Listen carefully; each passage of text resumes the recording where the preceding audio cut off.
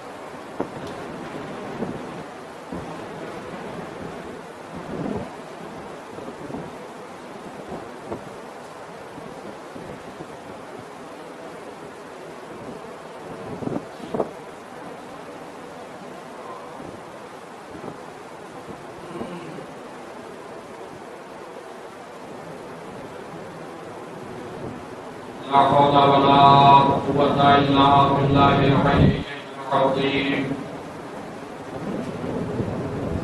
أعوذ بالله السميع العليم من الشيطان الرجيم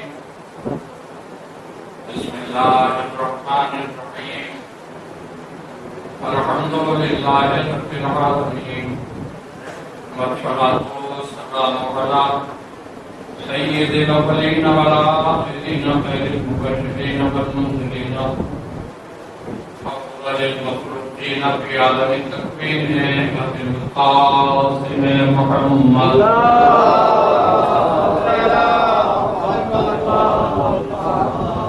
وآله الطيبين الطاهرين المعصومين المظلومين ورحمة الله على أعدائهم أجمعين من يومنا هذا إلى يوم الدين.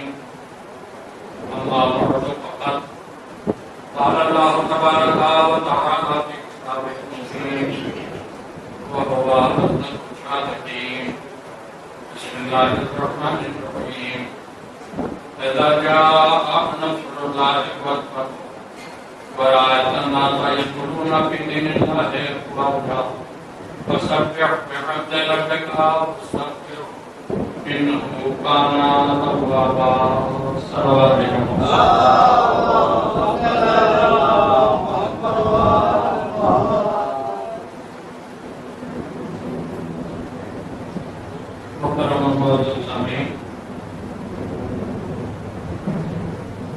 آغاز سے پہلے گزارش ہے ایک بار سورہ ہم اور 3 مرتبہ سورہ اللہ کی تلاوت فرما کر اس کا ثواب سید ابراہیم حسین شاہ ابن محب شاہ، سید آصف حسین ابن سید طارق حسین اور سید منظر حسین ابن سید فرزند علی، ان تینوں مرحومین اس کا ثواب ہے۔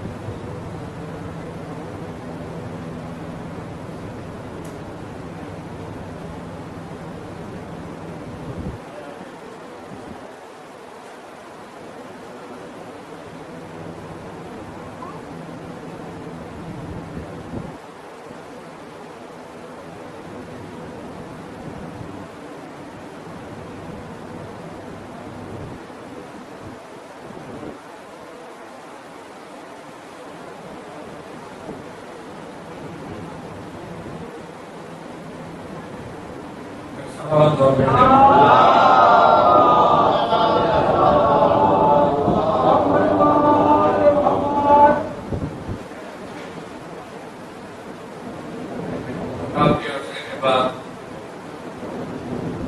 آپ کی بستی میں حاضری کا موقع ملا، ہو سکتا ہے کچھ لوگوں کو یاد بھی ہو، کچھ لوگوں کو نہیں۔ آپ کے گھر کی مجلس کی آپ کو یاد نہیں ہو۔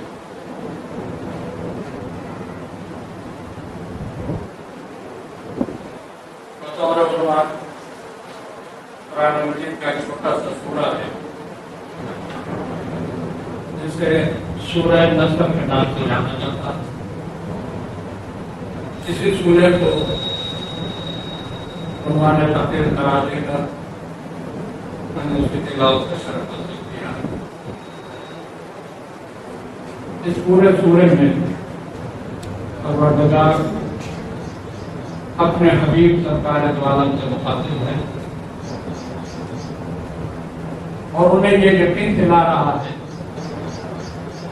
کہ تبلیغ کی راہوں میں آپ کو جتنی کامیابی حاصل کی ہے وہ سب آپ کو اس لیے ملی ہے کہ ہم نے آپ کی مدد کی ہے، ہم نے آپ کی نصرت کی ہے۔ آئندہ بھی آپ اس بات کی امید رکھیں ہر مرحلے پر ہم آپ کی مدد کریں، مگر اب تک جو ہم نے مدد آپ کی ہے اس کے لیے آپ بطور شکریہ اپنے پالنے والے کے ہم تصویر پڑھیے اور استغفار کریں۔ دیکھیے بظاہر موضوع بہت خوش ہے، ہو سکتا ہے کہ آپ میں سے کچھ لوگ گھبرانے لگے ہوں ابھی سے یہ بات اب خوش تقریر سننا پڑے گی، مگر جو لوگ میری کتابوں سے واقف ہیں وہ جانتے ہیں کہ میں خوشی میں بھی قریب چھوڑ لے آئے گا، تو انشاءاللہ وہ خشک نہیں ہوگی۔ آپ اطمینان رکھیں، انشاءاللہ کوشش کروں گا کہ آپ مجھ سے راضی ہو کے یہاں سے جائیں اور پھر اتنا لمبا عرصہ نہ گزرے دوبارہ سنائیں کہ صلوات بھیجیے محمد۔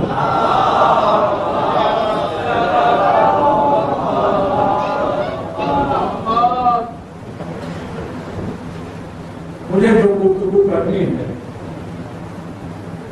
کوئی سورے کا صرف ایک لفظ ہے جس کا مجھے آپ کے سامنے پہنچنا ہے اور وہ لفظ ہے استغفار۔ ہمارے ذہن میں، آپ کے ذہن میں، سب کے ذہن میں ایک غلط فہمی جگہ بنا کے بیٹھی ہوئی ہے، استغفار صرف گناہوں سے توبہ کے لیے ہوتا ہے۔ ایک مقصد وہ بھی ہے، اس سے انکار نہیں ہے، گناہوں سے توبہ کے لیے بھی استغفار ہوتا ہے، لیکن صرف گناہوں سے توبہ کے لیے یہ بتا. اور میں ایسا کیوں کہہ رہا ہوں؟ اس لیے کہہ رہا ہوں کہ لفظ استغفار ہمارے گھروں کا دیا ہوا لفظ نہیں، یہ قرآن مجید کا دیا ہوا لفظ ہے. اور قرآن مجید کے الفاظ معنی اور مطالعے میں کتنی وسعت رکھتے ہیں. اگر اس بات کو جاننا ہے تو باب شہر علم کی زبان سے نکلی ہوئی چند لفظیں سنیں. مولائے متقیان حضرت علی علیہ السلام. دیکھیں ایک بات پہلے عرض کر دو، آپ میری واہ نہ کیجیے گا، کوئی بات نہیں. 56 سال ہو چکے ہیں مجھے ڈاکٹری کرتے ہوئے. 70 برساتیں کھائی ہوئی جیسے کھٹویل ہوتی ہے نا، اولے بھی گرے تو اس پر اثر نہیں پڑتا. وہی حال میں رہا. آپ کہیں یا نہ کہیں لیکن صلوات زور سے بھیجتے ہیں.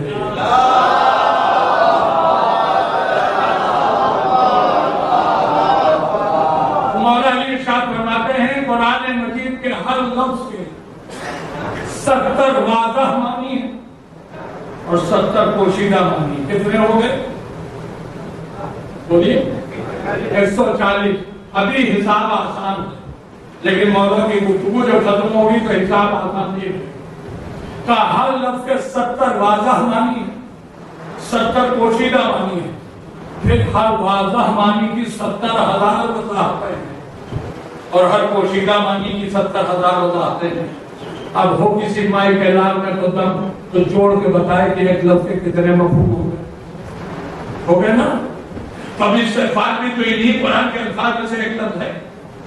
تو صرف یہ سمجھ لینا کہ استغفار کے معنی گناہوں سے توبہ، یہ غلط فہمی ہے ہماری، یہ ہماری کش فہمی ہے، یہ ہماری لاعلمی ہے، یہ ہماری کم علمی. بے پناہ مطالب اور مقاصد ہر لفظ کے. اب یہ جو غلط فہمی ہمارے اور آپ کے ذہن میں پیدا ہوئی، اس میں صرف آپ کو شروعات نہیں. بڑے بڑے علماء اسلام کسی دھوکے میں رہے کہ استغفار کے معنی گناہوں سے توبہ. اور اب جو جملہ کہہ رہا ہوں اس پر توجہ دیجیے گا. غلط فہمی کا شکار ہو گئے علماء بھی. استغفار کے معنی گناہوں سے توبہ اسی لیے چونکہ اس سورہ میں اللہ نے اپنے نبی سے استغفار کا مطالبہ کیا ہے تو مسلمان علماء نے بے دلیل لکھ دیا کہ نبی سے بھی کچھ گناہ لگتا ہے اوپر پہ، جس کی وجہ سے اللہ نے کہا کہ آپ استغفار کیجیے. اب میں آپ کو مولا علی ہی کا ایک واقعہ بھی سنا دیتا ہوں تاکہ آپ کو اندازہ ہو جائے کہ استغفار صرف گناہوں سے توبہ کے لیے نہیں ہوتا. ذرا پھر ایک صلوات بھیجیے.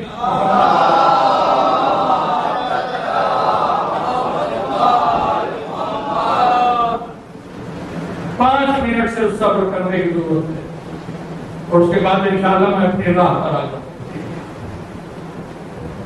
یہ واقعہ تو سنانے جا رہا ہوں یہ بھی اس زمانے کا ہے جب مولا علی ظاہر خلافت کے مالک. منبر کوفہ کو مولا خطبہ دے رہے. خطبہ تمام ہوا، ایک شخص کھڑا ہو گیا بیچ میں. تو مولا ایک میری مشکل حل کر دیجیے. کہ اپنی مشکل بتا. تو مولا اتنے گناہ ہوئے مجھ سے کہ میں پریشان ہوں کہ میرا حل کوئی ایسی ترکیب بتاتی ہے کہ اللہ میرے گناہ معاف کر دے. آپ نے فرمایا کیا استغفار کیا کر اللہ میرے گناہوں کو معاف کر دے. لیکن مولا نے یہاں وہی علاج بتایا جو ہم اور آپ سمجھتے ہیں. یہ بیٹھا کر ایک اور کھڑا ہو گیا. کہنا مولا یہ میری پریشانی ہے کہ تو بھی بتا. کہا ہم جس علاقے میں رہتے ہیں وہاں سوکھا پڑ گیا، پہلے پڑ گیا، بارش نہیں ہو رہی. کوئی ترکیب بتا دیے کہ ہمارے یہاں بارش ہو جائے. کہا کیا استغفار کیا کر تیرے علاقے میں بارش ہو جائے.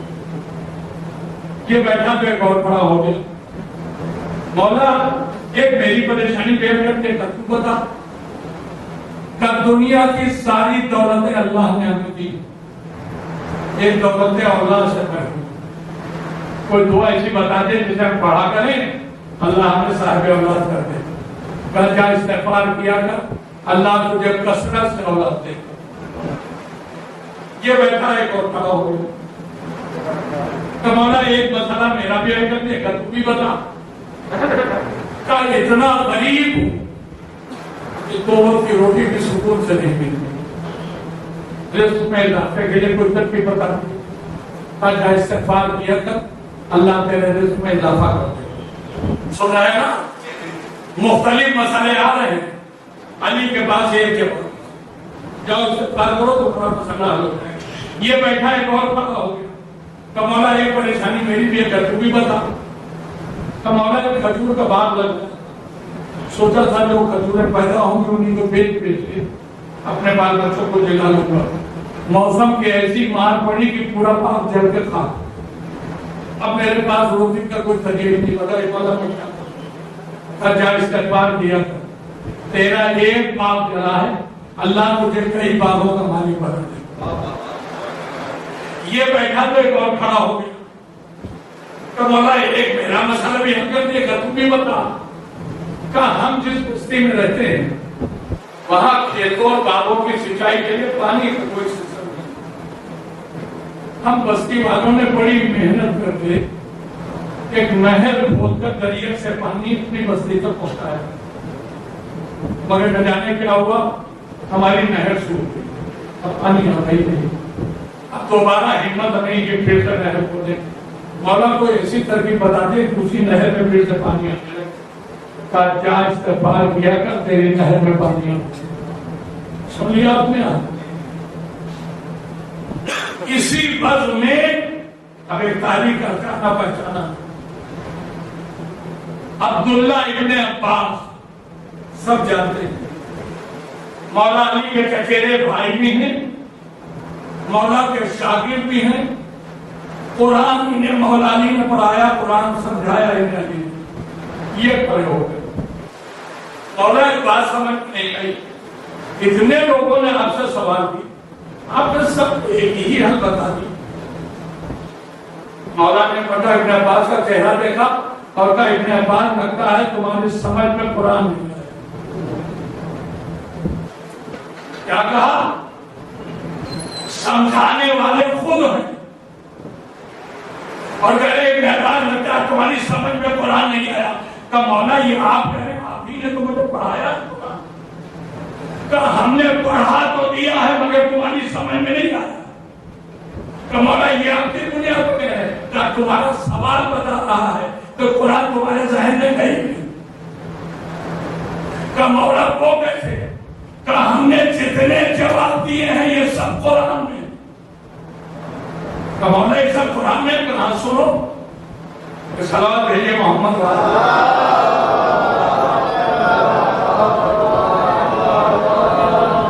آپ یہ بتائیے اگر کہتے کہ آپ لوگ ناشتہ کر کے آئے ہیں یا آپ کی بیویوں نے بغیر ناشتے کے آپ کو گھر سے نکالنا ہے؟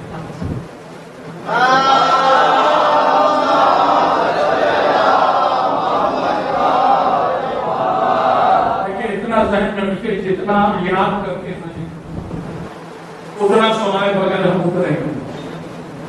اب آپ سلوات اچھی بھیجیے گا تو ہم سوچیں کہ آپ کی بیوی ہم سے محبت کرتی ہے، خلاف کر کے بھیجا ہے، اور اگر بیوی سلوات رہے گی تو چلنے کی بیویوں میں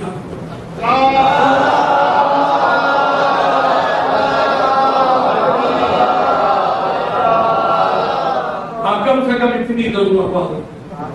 تو مولا نے کہا میں نے جو کچھ کہا وہ سب قرآن میں ہے۔ ابن عباس نے کہا قرآن میں ہے؟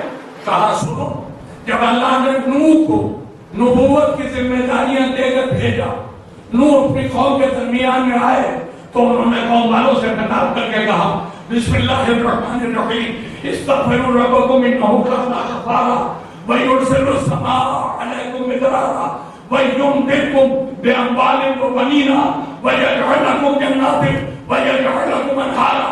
اللہ کہتا ہے اے نوح کی زبان میں، اے میری قوم والو استغفار کیا کرو، اللہ تمہارے گناہوں کو معاف کرے گا۔ استغفار کیا کرو، اللہ تمہارے یہاں بارش بھیجے گا۔ استغفار کیا کرو، اللہ تمہیں صاحب اوتار بنائے گا۔ استغفار کیا کرو، اللہ تمہیں رزق میں اضافہ دے گا۔ استغفار کیا کرو، اللہ تمہیں باغات کا مالک بنائے گا۔ استغفار کیا کرو، اللہ تمہاری نہروں میں پانی بھیجے گا۔ کہ ابن عباس بتاؤ یہ آیتیں جو میں نے سنائی جو قرآن میں ہیں کہ نہیں؟ کہ مولا آپ کہہ رہے ہیں تو یقیناً ہوں گی، اوپر نازل ہوئی ہیں. علی نے کہا ابن عباس یہ آیتیں تو میرے نبی پر بہت پہلے آ چکی ہیں, ہاں تمہاری سمجھ میں اب آئی ہے. سلام بھیجیے محمد والے.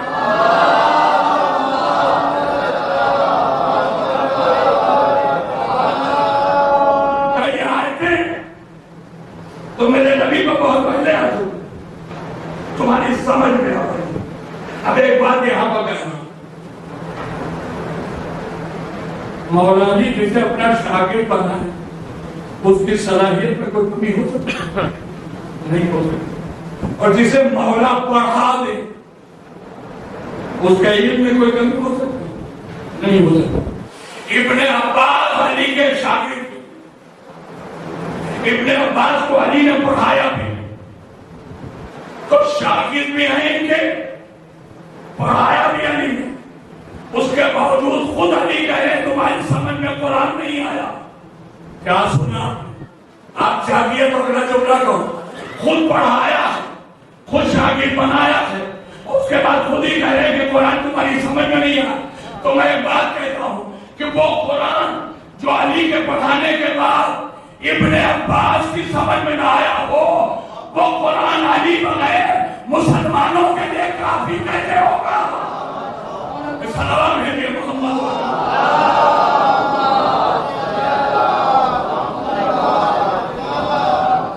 اب آپ دیکھیے, میں نے مولا کائنات سے متعلق واقعہ بھی سنا دیا اور قرآن کے آیتیں بھی سنا دی, جن سے یہ ثابت ہو گیا کہ استغفار صرف گناہوں سے توبہ کے لیے نہیں ہوا. اس سے گناہ بھی معاف ہوتے ہیں, بارش نہ ہو رہی ہو تو بارش بھی ہوتی ہے, اولاد نہیں ہے تو اولاد ملتی ہے, دولت کی کمی ہے تو دولت ملتی ہے, انسان کے پاس ذریعے رزق کثیر ہو جاتا. اب ایک سوال ہے, اللہ نے اپنے نبی سے کہا کہ آپ استغفار کیجیے, میرے نبی کو استغفار کا کون سا فائدہ چاہیے؟ سب سے پہلا فائدہ جو قرآن نے بتایا وہ ہے کہ گناہ معاف ہوتے ہیں. تو میرے نبی کا استغفار گناہوں سے توبہ کے لیے تو ہو نہیں سکتا. ہمارا ایمان ہے کہ ہمارا نبی معصوم ہے, اس سے گناہ نہیں ہوتا. تو ظاہر بات جو اللہ نے کہا کہ آپ استغفار کیجیے, کیونکہ استغفار گناہوں سے توبہ کے لیے نہیں. اب دوسرا فائدہ اللہ نے بتایا ہے کہ استغفار کرو تو بارش ہوگی. تو کیا میرے نبی سے اللہ استغفار اس لیے کروا رہا ہے تاکہ بارش ہو؟ اب پھر ایک واقعہ سنا رہا ہوں, مگر ایسے نہیں سناؤں گا. صلوات آپ سنائیں.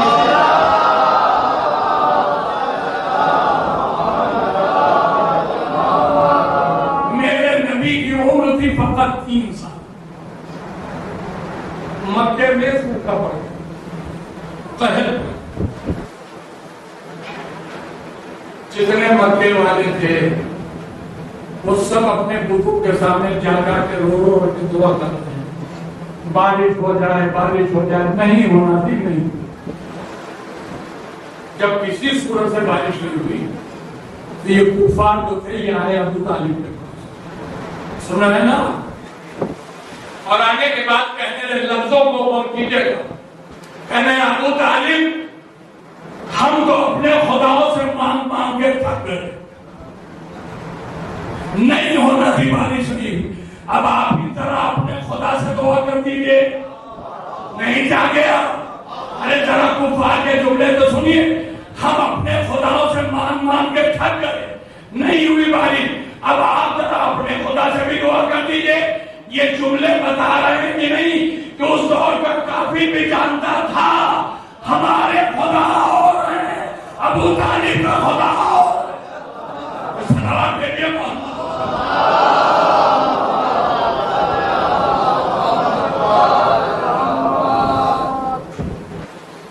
لوگوں کے بات سنیے. پوچھا تو اچھا ایسا ہے کہ تم لوگ سب کعبے کے پاس جاؤ, جمع ہو جاؤ, میں کہیں پر آ کے اللہ سے دعا کروں. جتنے بدبودار ابو تھے, ابو لہب, ابو جہل, ابو سفیان, جتنے تھے سب کے سب کعبے پہ جمع ہو. जनाब अबू तालिब गए अपने बैतुल शरफ में और 3 साल के पैगंबर को गोद में लिए हुए सीधे आए काबे के पास, पैगंबर को गोद से उठा के दीवारे काबा से यूं मिला के खड़ा कर, अब हाथ उठाए, कहा मेरे मालिक मुझे अपने इस बंदा एक खास भेजे मक्के में बारिश। अभी दुआ पूरी भी न होने पाई थी कि बादल उठने लगे। अब जो बादल उठने लगे तो लोग घबराए कि ऐसा ना हो कि ये नींद भी शुरू हो जाए, बारिश हम सब भीग जाए, तो लोग भागने लगे।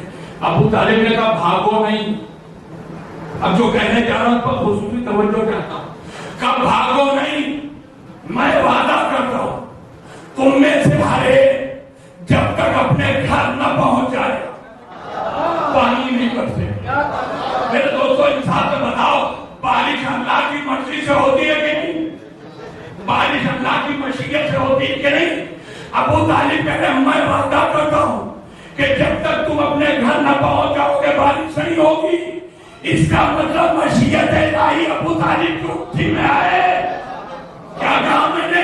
मशीयत इलाही अबू तालिब की मुट्ठी में है, जब ये चाहेंगे तभी बारिश होगी।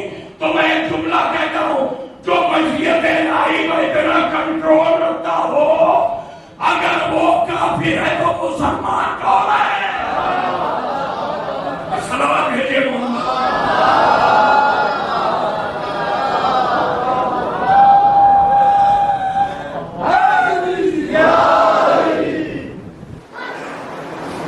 आपने देखा सिर्फ पैगंबर को वसीला कर सकते, दुआ मांगी गई, बारिश हुई। तो इस मुकाम पर जुमला कहता हूं कि जब पूरी दुनिया मेरे नबी के वसीले से बारिश पा ले तो खुद मेरे नबी को बारिश बुलाने के लिए इस्तिग़फ़ार की जरूरत नहीं। ये तो वो है कि अगर चाह जाए तो दुनिया में सिवाय पानी के और कुछ दिखाई।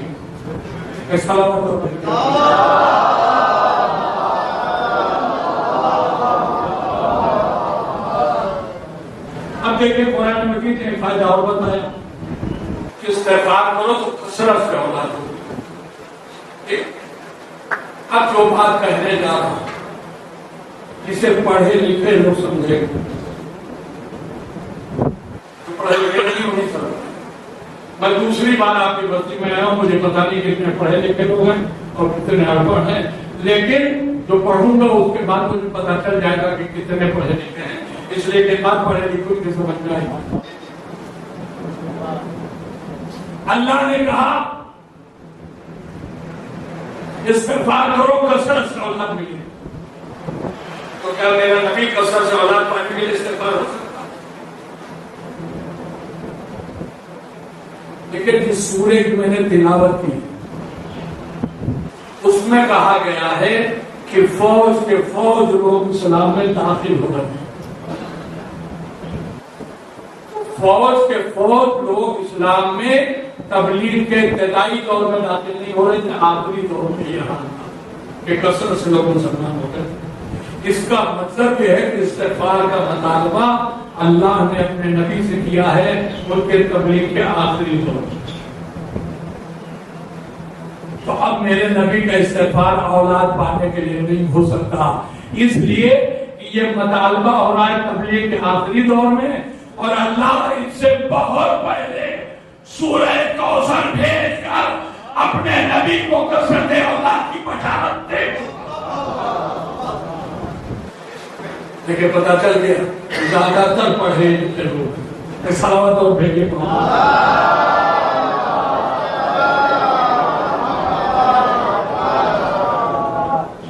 तो नबी का इस्तिग़फ़ार कसरत औलाद के लिए भी नहीं होता। अब एक फायदा कुरान ने ये बताया कि इस्तिग़फ़ार करो तो मैं दौलत बहुत।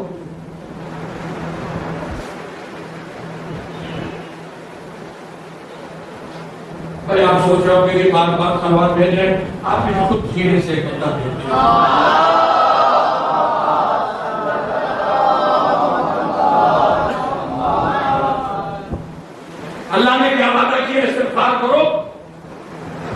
تمہیں دولت بہت ملی، تو بہت سادہ سا جملہ کہہ رہا ہوں، پتہ نہیں آپ کو اچھا لگے گا۔ جس کے بچوں کے ہاتھ کا دھوون سرو جواہر بن رہا ہو، اس نبی کو دولت پانے کے لیے استغفار کی ضرورت نہیں ہے۔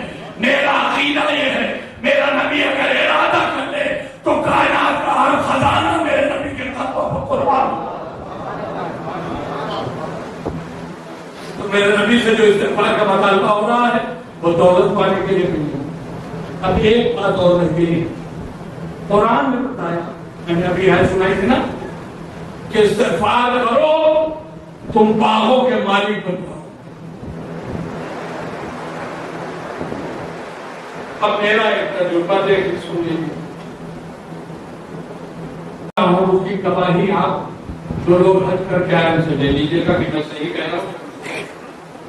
حاجی کوئی بھی جب جاتا ہے تو دو شہروں میں جاتا ہے، یا مکہ، مدینے میں کوئی حج جو حاجی آتا ہے تو وہاں کی حکومت یعنی سعودی حکومت حاجیوں کو مدینہ شہر کی جتنی زیارت گاہیں ہیں ان سب کی زیارت کرنے کے لیے سواری دیتی ہے، ساتھ ہی ساتھ ایک گائیڈ دیتی ہے جو بتائے کہ یہ زیارت گاہ کیسی ہے، کیسے زیارت کرتے ہیں۔ جو حاجی حضرات کو گواہی دے رہے ہیں کہ نہیں، ایسا ہی ہوتا ہے کہ نہیں؟ تو بھائی میں ایک جملہ کہوں، سعودی حکومت زیارت کرنے کے لیے حاجیوں کو سواری اور گائیڈ دیتی ہے، اس کا مطلب زیارت کرنا حرام یا بدعت نہیں ہے۔ اگر یہ کام بدعت ہوتا تو کبھی حکومت حاجیوں کو اس کے لیے سواری اور گائیڈ دیتی۔ اچھا، تو ہم جب گئے تو ہمارے قافلے کو بھی سواری ملی، جتنی زیارت کر رہے تھے سب جگہ گئے۔ ایک جگہ سے ہماری گاڑی گزر رہی، ادھر بھی کھجور کی طرف، ادھر بھی کھجور کی طرف، بیچ میں لوگ۔ تو جو گائیڈ تھا اس نے ہم لوگوں کو خطاب کیا، حاجیو سنو، جس علاقے سے گزر رہے ہو یہ باغ فکر جو رسول اللہ کو یہودیوں نے دیا، مگر اس کے بعد اس نے جو کہا وہ سنی۔ وہ کہتا ہے یہ جس باغ کو تم دیکھ رہے ہو، یہ جو میرے نبی کو باغ فدر ملا تھا اس کا 1/10 بھی نہیں ہے۔ زیادہ تر باغ کا حصہ ختم ہو گیا ہے، 70 چل گئے۔ تو یہ جو آپ دیکھ رہے ہیں یہ اس باغ کا جو نبی کو ملا تھا اس کا 1/10 بھی نہیں۔ تو اب جو میرے نبی کو باغ ملا تھا اس کا 1/10 بھی جو نہیں تھا، اس کو ہم بس میں بیٹھ کر دیکھ رہے تھے، اور باغ کے اس سرے سے لے کر اس سرے تک پہنچنے میں لگے 2.5 گھنٹہ۔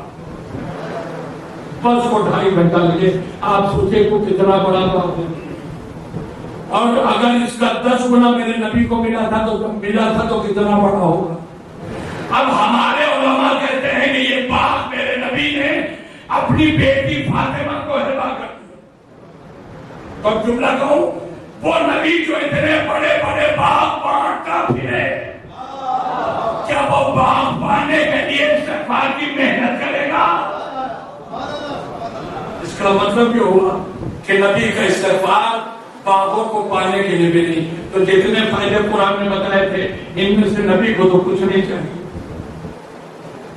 پھر میرے نبی سے کیوں کہا گیا استغفار کیجیے؟ لیکن سوال ہے نا پھر اپنی جتنے فائدے قرآن بتا رہے نبی کو کچھ چاہیے ہی نہیں، تو میرا نبی استغفار کرے کیوں؟ اب اس کیوں کا جواب ملا مجھے اپنے لکھنؤ سے۔ اب آپ حیران ہوں گے کہ اس مسئلے کا حل لکھنؤ کے کیسے ہوا تو سنیے۔ ہمارے ایک دوست جو گزیٹڈ آفیسر صبح 10 سے 5 تک سرکاری ڈیوٹی دیتے ہیں، لیکن بندے خدا اٹھتے ہیں صبح 4 بجے، 4 بجے سے 9 بجے تک سائٹ وزٹس کرتے ہیں، اور جب شام کو 5 بجے واپس آتے ہیں تو گھر میں آ کے چائے ناشتہ تھوڑا بہت کر کے اور پھر سائٹ وزٹس میں لگ جاتے ہیں رات کے 12 بجے۔ یہ سب مجھے معلوم تھا. ایک دن مجھے وہ بازار میں ملے, میں نے انہیں پکڑا, میں نے کہا بھائی رکیے ذرا, آپ سے کچھ پوچھنا ہے. کہ اگر پوچھے مولانا. ہم نے کہا یہ بتائیے گورنمنٹ آپ کو کتنی تنخواہ دیتی ہے؟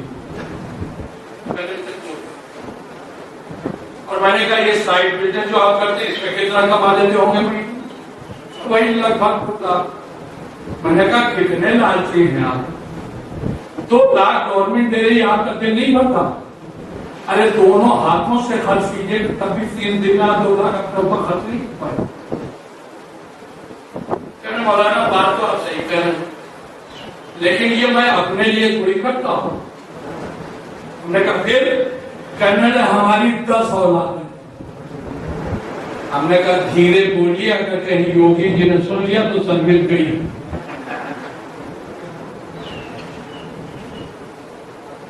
کہنے لگے یہ جو میں کرتا ہوں یہ اپنے بچوں کے لیے کرتا ہوں, اس لیے کہ جب 10 اولاد ہیں اس میں کئی ایک کی شادی بھی ہو چکی ہے, ان کے بھی بچے ہیں, تو ایک بہت بڑی فیملی ہے میری.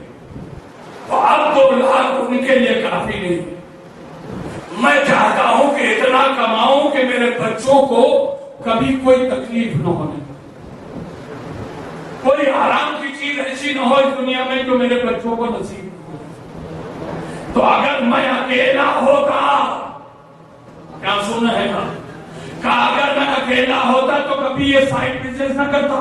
میں میاں بیوی ہوتا, 1 بچے ہوتے, 2 لاکھ روپیہ بہت تھا. مگر میرے 10 اولادیں ہیں اور بچوں کے بچے ہیں, تو ایک بڑی فیملی ہے. تو یہ جو میں محنت کر رہا ہوں یہ اپنی اولادوں کے لیے. اس کا مطلب یہ ہے کہ انسان صرف اپنی فکر نہیں کرتا, اپنی اولادوں کی بھی فکر کرتا ہے. اب میں دعوے سے کہہ سکتا ہوں کوئی دنیا کے ماں باپ اپنی اولادوں کو اتنی فکر نہیں کر سکتے جتنا میرا نبی اپنی امتیوں کی فکر کرتا ہے. میرے نبی نے فرمایا ہم اور علی امت کے باپ ہیں. کیا سن رہے ہیں؟ نبی کہہ رہا ہم امت کے باپ ہیں. تو جتنے کلمہ پڑھنے والے ہیں انہیں کوئی تکلیف نہ ہو, نبی یہ چاہتا ہے. اب آپ سمجھے نبی استغفار کیوں کرے گا؟ استغفار نبی کرے گا, گناہ ہمارے معاف ہوں گے. استغفار نبی کرے گا, بارش ہمارے نازل ہوگی. استغفار نبی کرے گا, دولت ہم کمائیں گے. استغفار نبی کرے گا, اولاد ہمارے یہاں ہوگی. اب آپ نے دیکھا کتنا کریم ہے میرا نبی کہ اپنی امت کے لیے اتنی محنت کر رہا ہے. اور امت میں کچھ ایسے نمک حرام ہیں جو نبی کی زندگی میں غلطیاں ڈھونڈتے ہیں. سلام بھیجے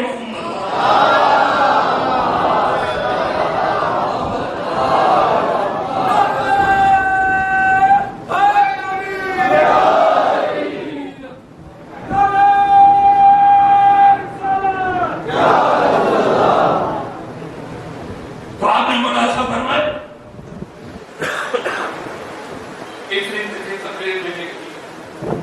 اس کا خلاصہ یہ ہے کہ استغفار گناہوں سے توبہ کریں.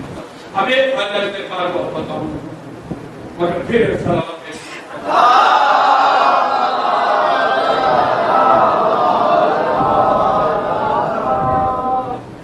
دیکھیے آپ سب سے ایک سوال ہے. سلیمان کو آپ لوگ جانتے ہیں کہ نہیں؟ حضرت سلیمان جانتے ہیں. اب آپ سوچ رہے ہوں گے ایسا مشہور نبی جو صرف نبی نہیں بادشاہ بھی تھا اپنے وقت. اب کیوں پوچھ رہے ہیں آپ سے کہ آپ سلیمان کو چاہتے ہیں کہ بھائی میرے ساتھ ایک درگھٹنا گھٹی.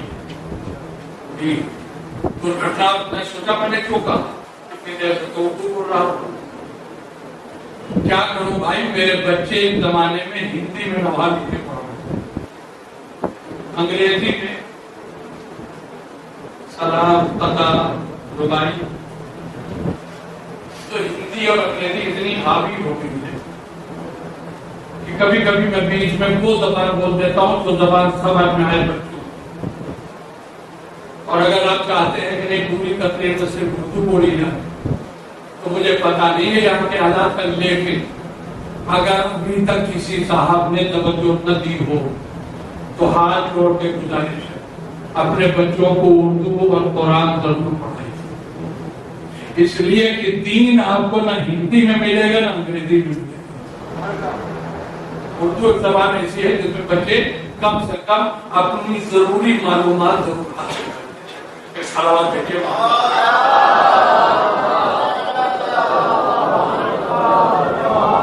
اچھا وہ جو درگھٹنا گھٹی وہ سن لیجیے۔ ایک جگہ میں مجلس پڑھنے گئے اور ایسے ہی میری زبان سے نکل گئے کہ بھائی آپ لوگ سلیمان کو جانتے ہیں کہ نہیں؟ تو ایک بچہ بھی نہیں کرتا ہو کہ جناب یہاں کوئی ایسا نہیں جو سلیمان کو نہ جانتا ہو، اس لیے کہ ہمارے یہاں چاہے مرنے کا کھانا پکے یا شادی بیاہ کا، ہم لوگ سلیمان کے علاوہ کسی سے کھانا نہیں پکاتے۔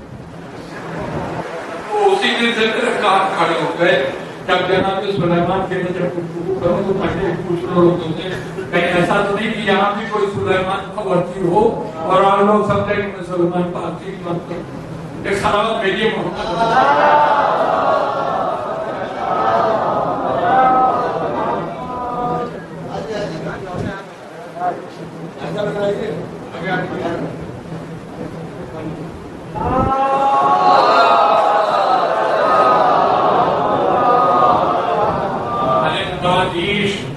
پکے مسلمان جو لوگ دکھ رہے ہیں ان کے آنے پر اتنی ڈھیلی سلوات ہے تو آپ کیسے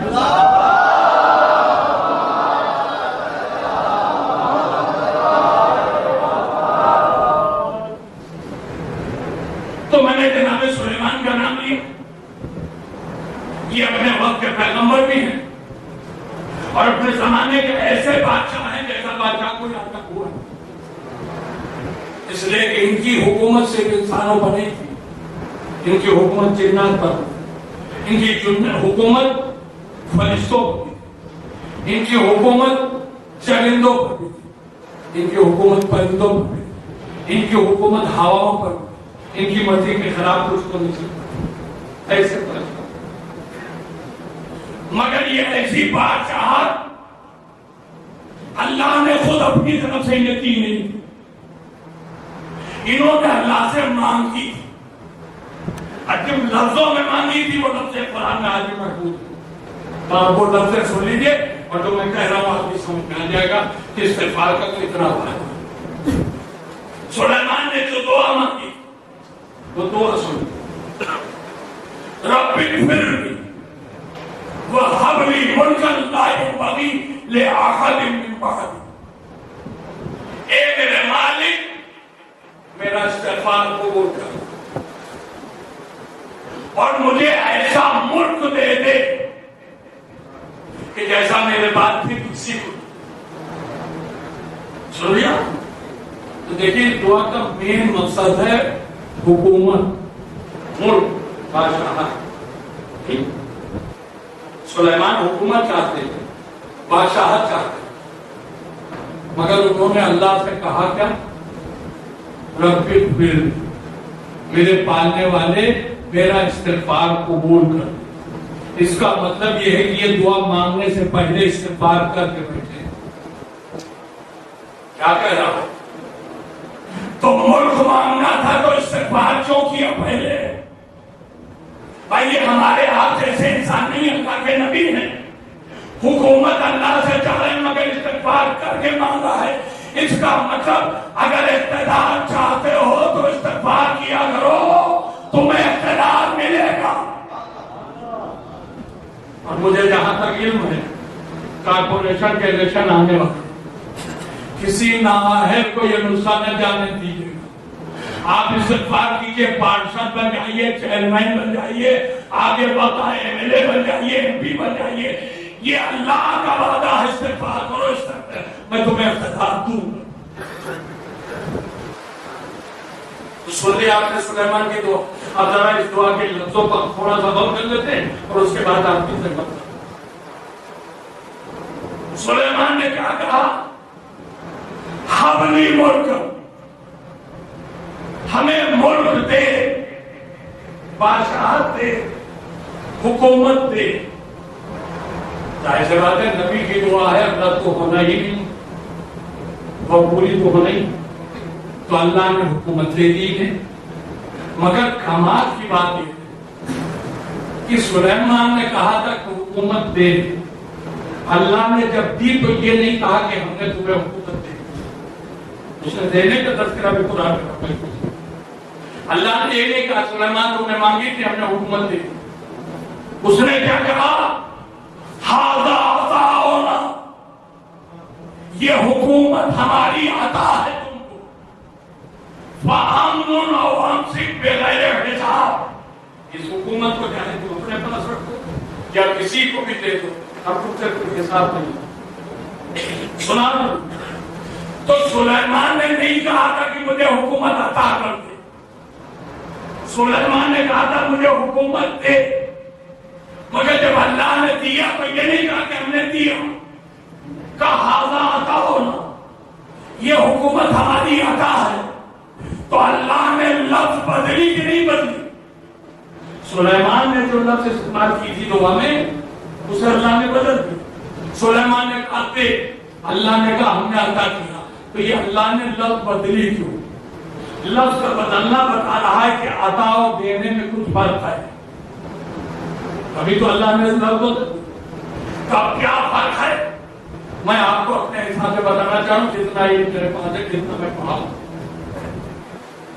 جو چیز دی جاتی ہے زیادہ امکان ہوتا ہے اس کا کہ جب اس کا کام ہو جائے جسے آپ نے دی ہے تو آپ اس سے وہ چیز واپس کریں۔ بطور مثال آپ کے یہاں مان لیجیے کوئی تقریب ہے، کوئی پروگرام ہے، آپ کو اس میں 1000 آدمیوں کا کھانا پکوانا ہے، تب کسی ٹینٹ ہاؤس سے بھگونے آئیں گے نا، کراکری آئے گی کہ نہیں؟ تو اس نے آپ کو بھگونے بھی دے دیے، کراکری بھی دے دی، اب آپ پروگرام کے بعد بھی یہ سامان واپس نہیں کریں گے، دیا ہے اس نے آپ کو، اگر واپس ہو جائے گا انسان۔ لیکن اگر دیتے وقت وہ یہ کہہ دے کہ جاؤ لے جاؤ ہم نے تمہیں یہ عطا کر دیا، اب واپس ہوگا سامان؟ تو دی ہوئی چیز واپس ہو سکتی ہے، لیکن جو چیز عطا ہو جائے وہ واپس نہیں ہوتی۔ کیا سن رہے ہیں آپ؟ ارے میں جہاں لے جانا چاہتا ہوں میرے ساتھ چلو میرے دوستوں، جو چیز دی جائے وہ واپس لی جا سکتی ہے، اور جو چیز کسی کو عطا کر دی جائے وہ پھر واپس نہیں لی جاتی۔ جنگ خیبر میں نبی نے مسلمانوں کو 39 دن تک علم دیا تھا، اسی لیے ایک دن جسے دیا دوسرے دن اس سے لے کے کسی دوسرے کو دے دیا، دوسرے دن پھر اس سے لے کے تیسرے دن کسی اور کو دے دیا، تو 39 دن تک نبی نے علم مسلمانوں کو دیا تھا۔ مگر جب 40ویں دن کی بات آئی تو اب جو نبی کی زبان پر لفظ ہے سنیے گا، بسم اللہ الرحمن الرحیم، لوگوں سے اندر رائے کا قدر نبی کہا کل میں علم عطا کروں گا۔ میں کیا سن رہے ہو؟ 39 دن تک دیا تھا، مگر 40ویں دن کے لیے نبی نے کہا کل میں علم عطا کروں گا، تو اب کل علم جس کے ہاتھ میں ہو یہ علم قیامت تک اسی کی ملکیت ہے۔ تو ہم نے اگلے دن دیکھا علم تھا علی کے ہاتھ میں، اس کا مطلب اب یہ علم ہے علی کی ملکیت۔ میں سب کی توجہ چاہتا ہوں، خصوصیت سے نوجوانوں کے لیے، خیبر کے بعد یہ علم ہے علی کی ملکیت، اور اب اگر کوئی دلیل پوچھے تو دلیل دے رہا ہوں، یہ علم علی کی ملکیت ہے، اسی لیے یا تو علی کے گھر میں ملنا ہے یا علی والوں کے گھروں میں ملنا ہے۔ اسلام میں یہ معاملہ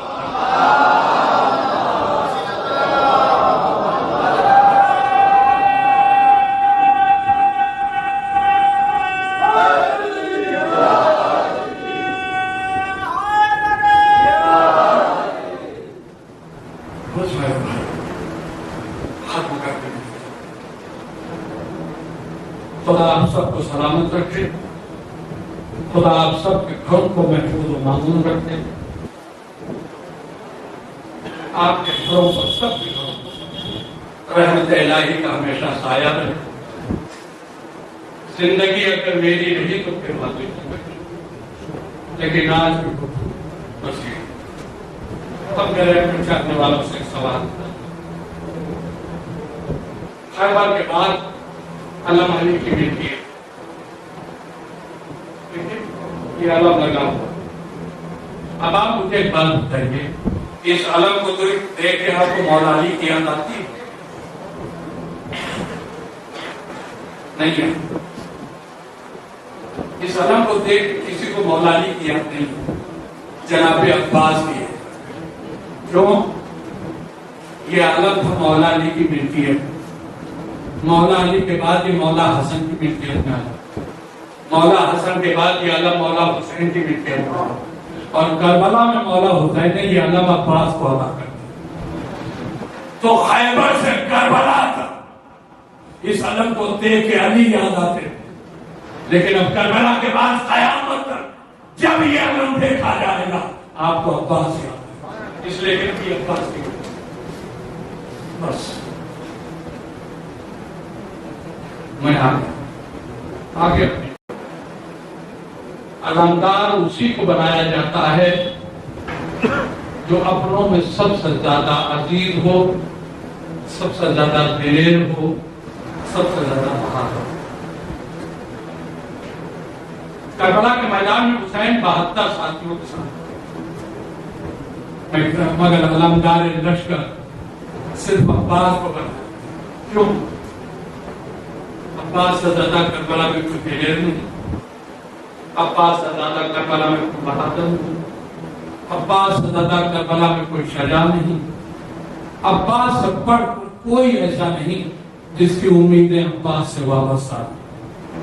کربلا کے پیارے بچوں کی امید کا نام ہے عباس، زینب کی عزتوں کے محافظ کا نام ہے عباس، حسین کی قوت اور طاقت کا نام ہے عباس۔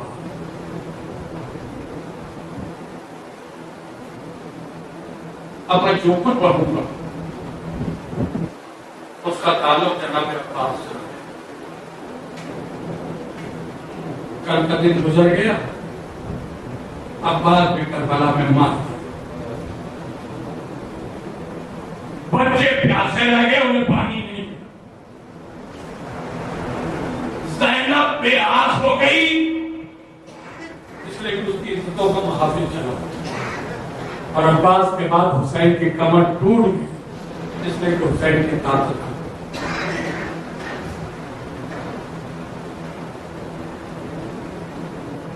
جناب مولا حسین کا ایک مرثیہ سناؤں گا۔ جناب عباس کی شہادت کے بعد جب خالی علم لے کے امام حسین دریا سے خیموں کی طرف چلے تھے تو نوحہ پڑھتے ہوئے جانے عباس تم نہیں گئے، حسین مر گئے، عباس تم گئے، بچوں کو کوئی پانی پلانے والا نہیں، اور یہ عباس جب تک تم زندہ رہے یہ فوج یزیدی تمہارے خوف میں جاگتی رہی ہے، اور تمہاری بہن زینب چین سے سوئی، لیکن یہ عباس اب تم چلے گئے، اب سکینہ کو تماچے لگیں گے، کوئی بچانے والا نہیں۔ اے عباس اب شام غریبہ کا سناٹا جب آئے گا تو زینب تمہیں پکارے گی، کوئی اسے تسلی دینے والا نہیں ہوگا، وہ رات بھر جاگے گی، یہ فوج اب سوئی۔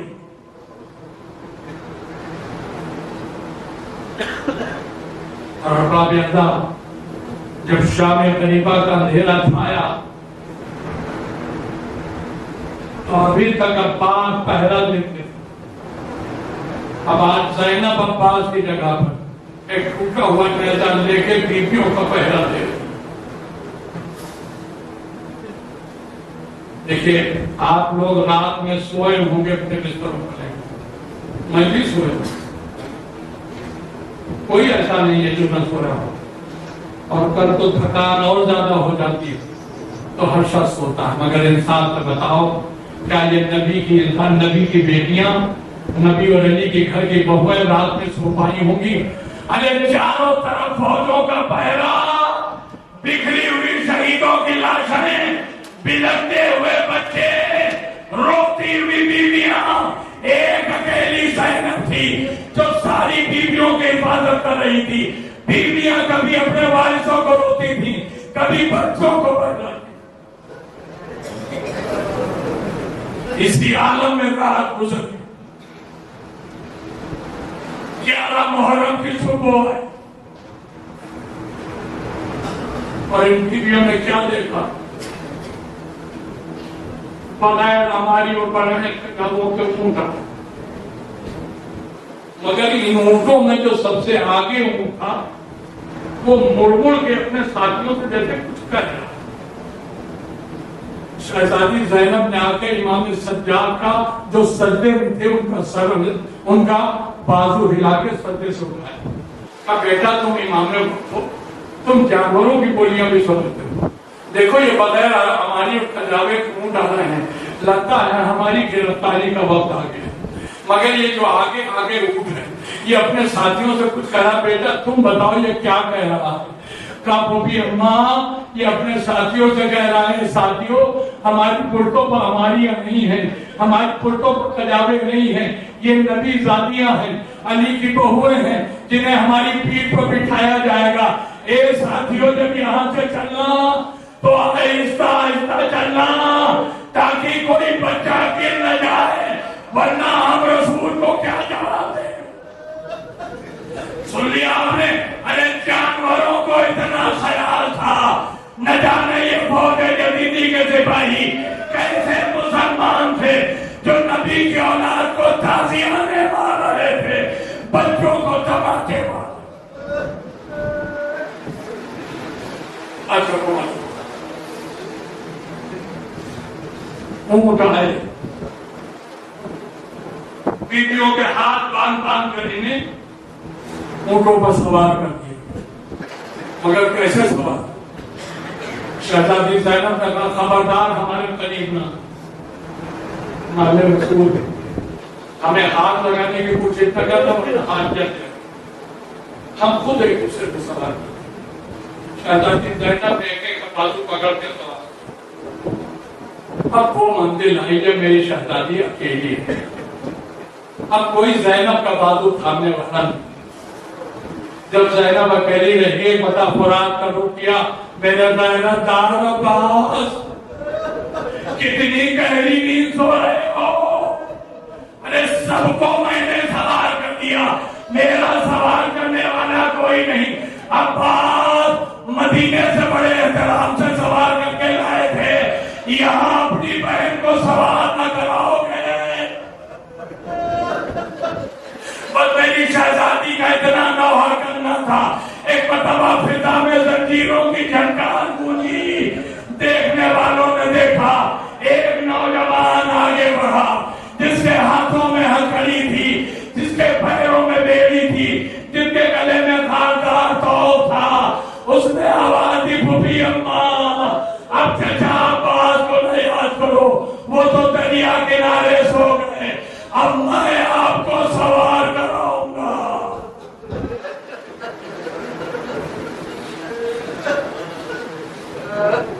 بیمار بھتیجے نے اپنی پھوپھی کو سوار کر, لیکن یہاں تک پہنچ کے میں مجلس کو تمام کر سکتا, مگر کیا کروں میرا دل نہیں مانتا. دل چاہتا 2 منٹ آپ کروں گے. ساری بیویاں سوار ہو, میرے بیمار امام کو ان اونٹوں کے میں ہاتھ پکڑا دی گئی. قافلہ چلا, مگر یہ قافلہ کربلا میں ادھر سے لے کے گئے یزیدی جدھر آل محمد کی لاشیں بکھری ہوئی.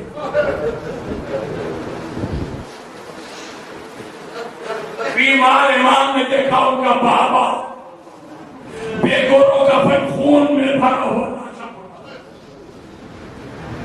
خدا کسی بیٹے کو یہ منظر نہ دکھائے اس کے باپ کا لاشا پڑا ہو اور بیٹے کو اتنی اجازت نہ ہو کہ اپنے باپ کو دفنا.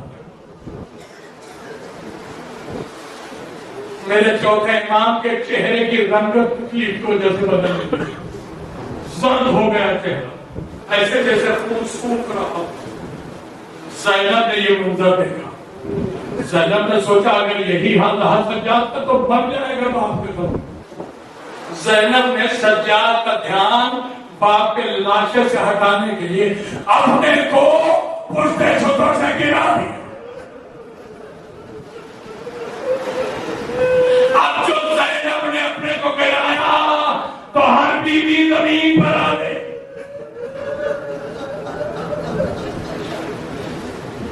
ज़ैनब ने बीवियों पर रुकी, लैला तुम जाओ लाशे अकबर को माता कर लो, रबाब तुम अली असगर को आंसू बहा लो, उम्मे कुलसूम जाओ तुम दरिया के किनारे अब पाक पर गिरिया कर लो। अल्लाह जाने अब कब नसीब हो इन्हें इनसे मिलना। सबको रुखसत कर दिया, कहा मैं अपने भैया हुसैन की लाश पर रो। अब मैं देखता हूं किसके सीने में दिल है और दिल में दर्द है, उसके बाद आंसू रो। सारी बीतों को रुखसत कर दिया। ज़ैनब हुसैन का लाशा जंगल में ढूंढते थे, ढूंढती जा रही है, लाशा मिलता है। अब जो रवायत पढ़ूंगा उसका हवाला देके बीच में आपका गिरिया में रोकना नहीं चाहता। अगर किसी को पूछना हो तो बाद में मुझसे पूछ लीजिए। ज़ैनब ढूंढते ढूंढते थक गई, लाशा नहीं। जब नहीं मिला लाशा तो पता ज़ैनब ने फरियाद की, भैया ज़ैनब चलते चलते थक गई, तुम कहाँ हो? एक तरफ से आवाज आई, ज़ैनब जरा अपने दाहिने देखो, असलहों का एक ढेर पड़ा है, मैं इसी ढेर के नीचे हूं।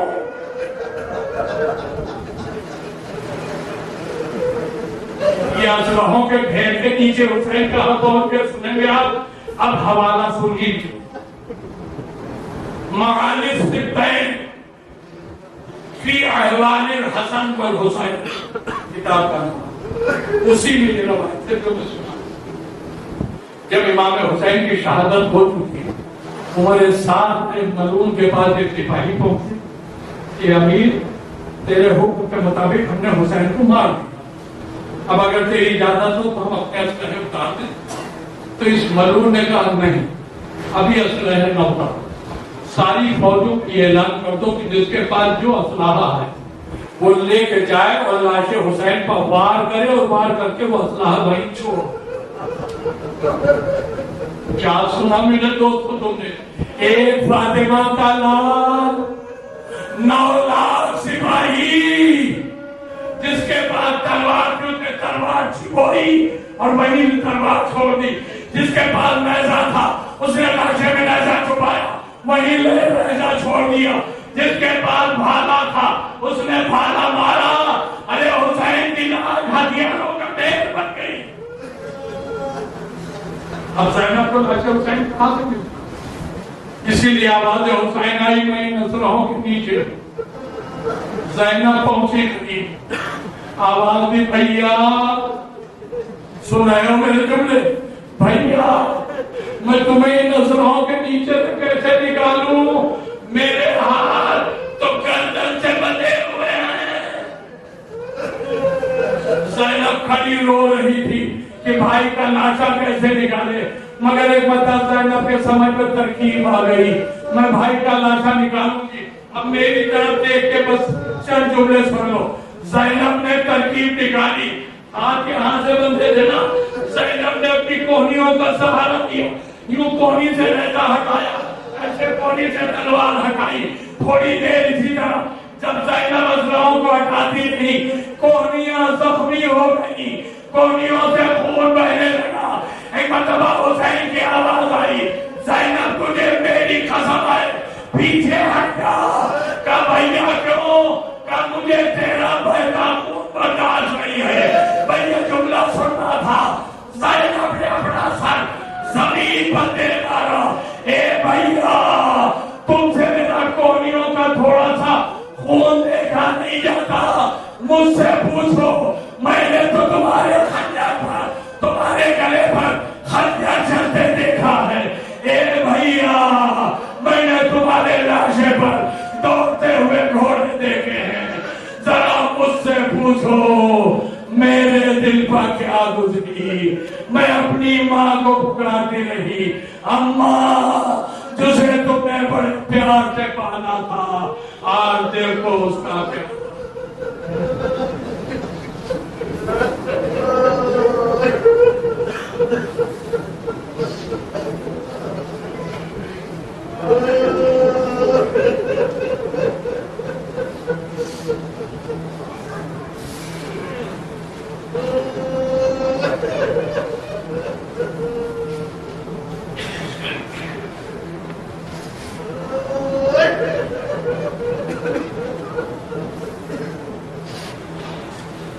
وسيعلم الذين ظلموا أي منقلب ينقلبون.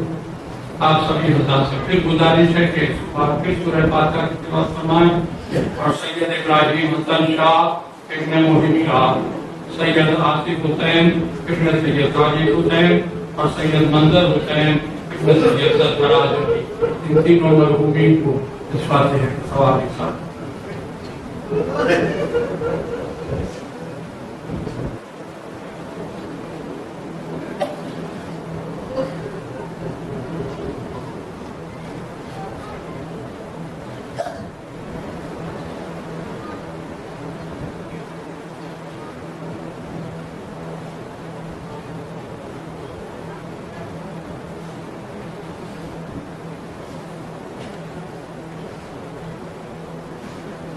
Thank you.